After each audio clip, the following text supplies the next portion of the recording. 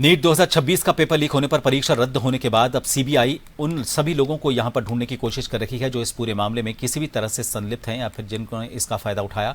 CBI अब उन सभी आरोपितों पर शिकंजा कस रही है जिनकी नीट पेपर लीक में भूमिका थी।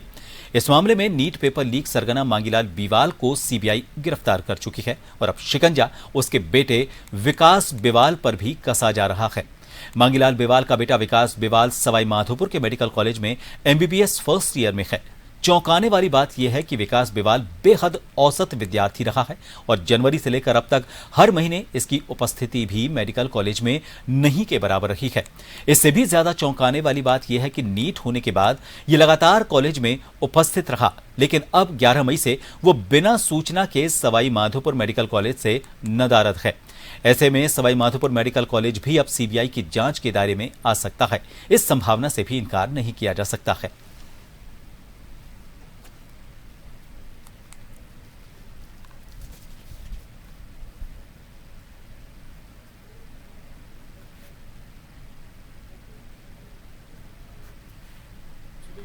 ये काफ़ी सेंसिटिव मुद्दा है जी।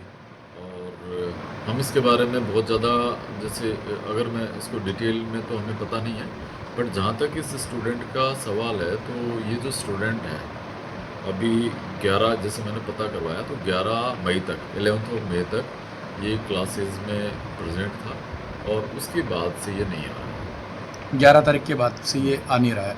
इससे पूर्व में ये लगातार आता रहा है सर?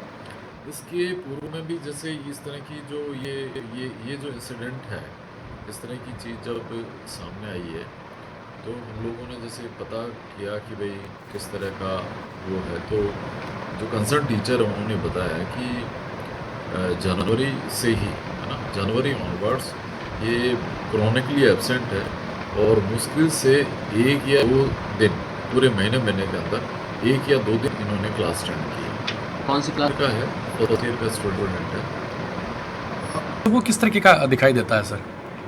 एक्चुअली मेंटल स्टेटस का जहाँ तक सवाल है तो इसके बारे में बगैर पूछे हुए हमारा तो कोई ज़्यादा इंटरेक्शन होता नहीं है बच्चों से। हम लोग तो जैसे हफ्ते में 10 दिन में उनसे ये पूछते हैं कलेक्टिवली, मतलब बैचेस के बैचेस से, कि भाई तुम्हारी क्या समस्या है। मीटिंग जब भी लेते हैं और इन बिटवीन जिन बच्चों को दिक्कत है वो हमेशा वेलकम है उनका, वो कभी भी आकर अपनी समस्या बताते रहते हैं। पर बेसिकली अटेंडेंस के बारे में और वो पढ़ाई के अंदर कैसा परफॉर्म कर रहे हैं वो उनके जो टीचर्स हैं उनको ज़्यादा पता रहता है।